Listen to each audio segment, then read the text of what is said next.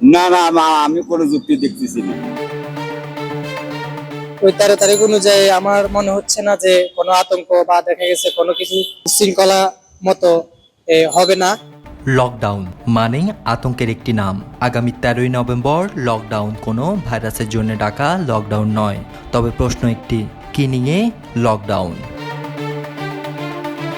গত কয়েকদিন আগে থেকে সোশ্যাল মিডিয়ায় চোখ খুললে দেখা যায় আওয়ামী লীগের অনলাইন ঘোষিত লকডাউন কর্মসূচির একটি বার্তা।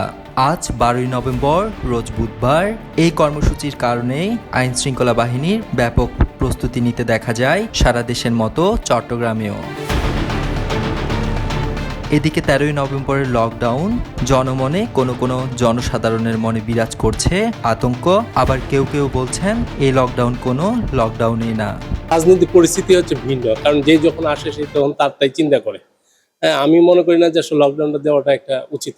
আমার মনে হয় না আমার ব্যবসায়িক ক্ষেত্রে, কারণ লকডাউন দিলে সবারই একটা সমস্যা হয়। শুনছি আমাদের এই চট্টগ্রামে এত তেমন কিছু দেখা যাচ্ছে না, পরিস্থিতি ভালো দেখা যাচ্ছে। এদিকে আগামী 13ই নভেম্বর রাজধানী ঢাকার আওয়ামী লীগের লকডাউন কর্মসূচিকে কেন্দ্র করে পাল্টা কর্মসূচি ঘোষণা দিয়ে চট্টগ্রাম 2 নম্বর গেটে দেখা যায় জুলাই ঐক্য চট্টগ্রামের ব্যানারে একটি লাঠি মিছিল।